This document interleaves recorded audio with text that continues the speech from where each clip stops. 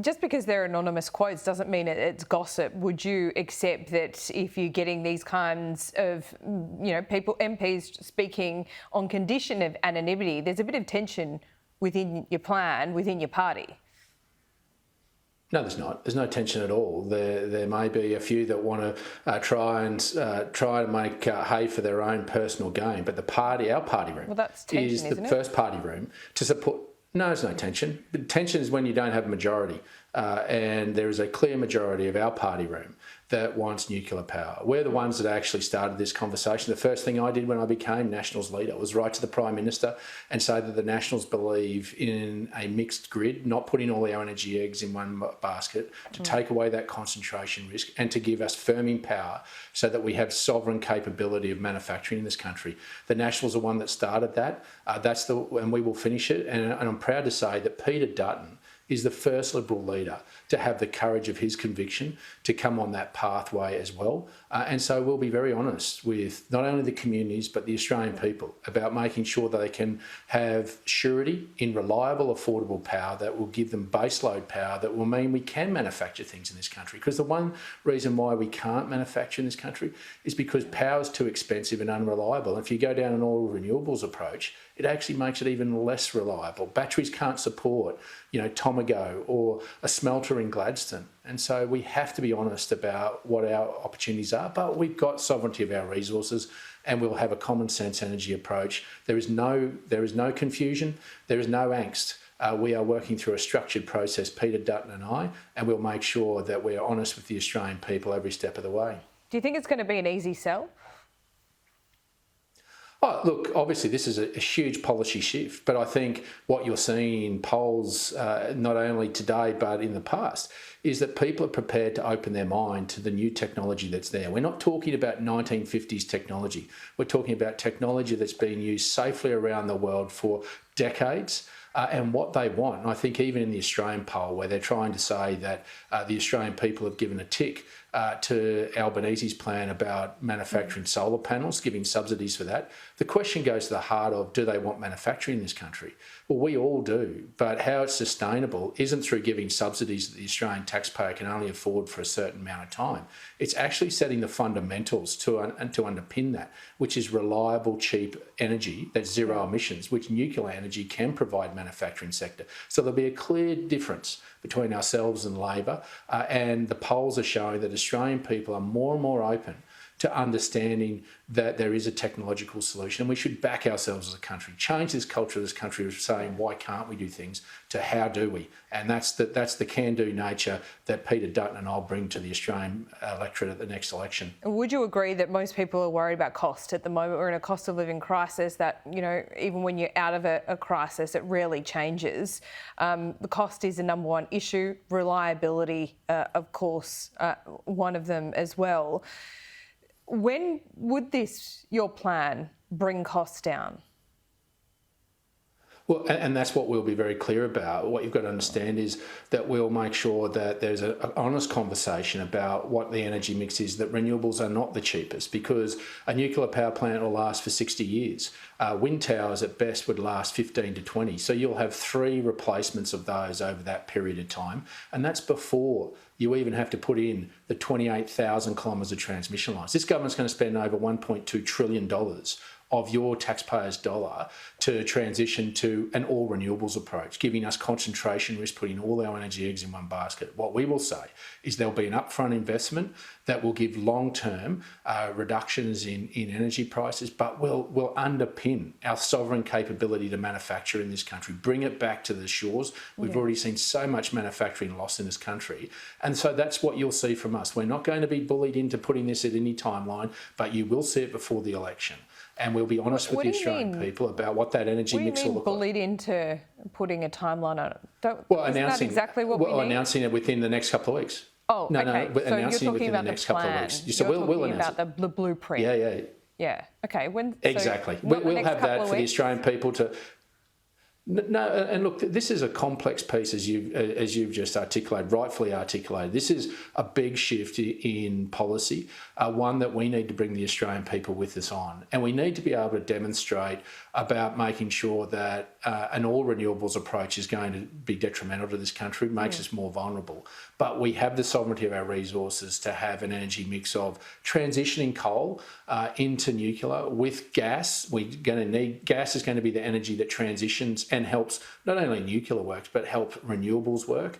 And there will be a renewables mix, and we want to make sure that there's a place for renewables. At the moment, they've lost their social licence. When you look at things like Port Stephens, where I was last week, offshore, 20 kilometres off the shore, where whale habitat, where whale lines go through for their migration. It's just insanity when there are other alternatives, and we just need to pause to plan to get this right. We'll live up to our international commitments. We're not running away from them, but we'll do this in a uniquely Australian way, where Australians will not pay a bigger price and regional Australia will not bear all the burden. So even wind turbines 20 kilometres offshore are a problem now. I mean, I know that you're expressing community sentiment there, but it just tells me, David, if you've got pushback with things like that, 20 kilometres offshore, you're going to have pushback on nuclear sites, even if it is on these old coal sites, aren't you? Are you prepared for that? Yes, we are, because you're actually asking for less pushback and less impact on the community, because you take away the 28,000 kilometres of transmission lines because you're plugging it into where existing power stations are. The footprint of a nuclear power plant is a matter of hectares, not hundreds of thousands of hectares in individual regions to actually put wind turbines and solar panels up that are destroying the very thing that they're there to protect, the actual natural environment. But they're also tearing away our food security, not only on land, but offshore. I mean, there are fishermen off Port Stephens, a fisherman who employs over 200 people that fear his fishing grounds lost. He'll lose 200 jobs and our food security goes down. There's an Australian way to do this with this thing called common sense, and that's what the Nationals will continue to prosecute with Peter Dutton. And I think we will have a policy that the Australian people can have confidence in, that will give us reliable, affordable power, but that'll live up to our international commitments that we've made by 2050. It strikes me, David, if I could put this to you, that both sides, I know there's a bit of product differentiation here, and that's certainly going to be helpful going into the next election, but it strikes me that both sides of politics here are relying on technology advancing quite quickly within the next decade. If batteries came in leaps and bounds and could actually store a lot of this renewable energy, would you change tack if it was cheaper to do it that way and more reliable? Yeah, well, let me just say the technology is there for nuclear already, and that's what we'll be using is already a technology that exists, particularly in the medium-sized technology. So it is there, it's being used around the world, and that's what we'll base it off. But it's also about making sure that we have an energy mix, because what you're doing by saying we're going down batteries and all renewables is you're having concentration risk. And that opens up Australia to significant vulnerability. Be a game changer, is what I'm trying to say. They can't do it. Well, they can't do it. They can't yet.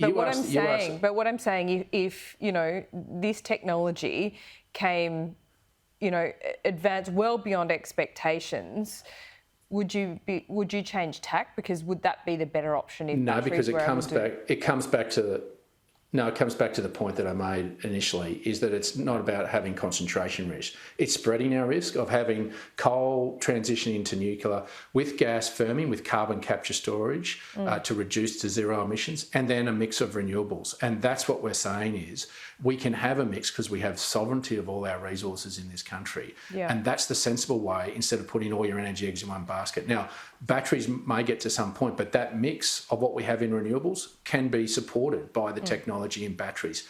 But in a country like this, why would we put all our energy eggs in one basket and have concentration risk? And particularly 28,000 kilometres of transmission lines that we saw earlier this year, when they come down, they open up our vulnerability to grids going down from storms. So we've got a sensible pathway through this. We've got to be calm and methodical. That's what the coalition will put forward. We will live up to our international commitment, but we will do it in a uniquely Australian way in our setting to make sure that we don't have a detrimental impact on our economy and regional Australia. On transmission lines, perhaps we can talk about it another time, but removing that storm risk, it would be putting them underground. I don't know how that would work, but if I can finally put this... Which puts the cost up significantly. Yeah, but it would mitigate that risk that you're talking about, right? And that's a long-term investment. But it's far more expensive. But why make that investment of putting more transmission lines in that's going to cost significantly more when you can put a plant where you can utilise existing transmission lines and put renewable projects where existing transmission lines are, which is where most of the renewable projects at the moment have been done. But now they're expanding past that, which means you need more transmission lines, which means you're destroying more landscape as well, which is losing their social licence. Renewables have lost their social licence because of what they're destroying in this reckless race that Labor's putting us on. I'm not sure whether I agree with you entirely on that, but I certainly agree in pockets of Australia, yes, they have. Come to the bush. Okay, I will. Come to the bush. I'll take you up on that invitation. This is a long one today, but I just want to ask you this one last question, and perhaps it's not something that, I don't want you to answer quickly now, but perhaps you're open to it. For decades, both sides of politics have put money into subsidising these renewable projects, to coal projects, to hydrogen, to whatever it is. It would happen with nuclear as well. Would the coalition and should all governments now consider that when those subsidies are given to public companies and they go on to make a profit out of it, shouldn't there be a return for the taxpayer? Because at the moment, there's not. Yeah, and what you will see in terms of, and I think that's a very good question and one that I think we're grappling with in terms of the policy that we'll put forward, is there has to be a dividend to the Australian people, not necessarily just also in terms of a return, whether that be through tax or anything else, but a dividend in ensuring it's an investment in the Australian people, in cheaper energy, but also in increasing manufacturing sovereignty in this country. But I'm and saying we've lost that, it, we've lost sight of it. I'm essentially saying that the Australian taxpayer putting this money in, that they shouldn't be like shareholders, like any other shareholder. Well, Laura, you speak our language, and you'll see as we move forward this policy that the coalition will bring forward, that those are the conversations, deep conversations. Just quickly, when are we going to see it then? By the end of the year? We will have it before the end of the year. Make no mistake, we are working through the technical details now, but we want to be honest with the Australian people, and we will be. There'll be no shirking this. What you see is what you get from Peter Dutton and I. You will be looked in the eye. We will look you straight in the eye, and we'll tell you how we're going to do this, and we will deliver what we say we are going to do.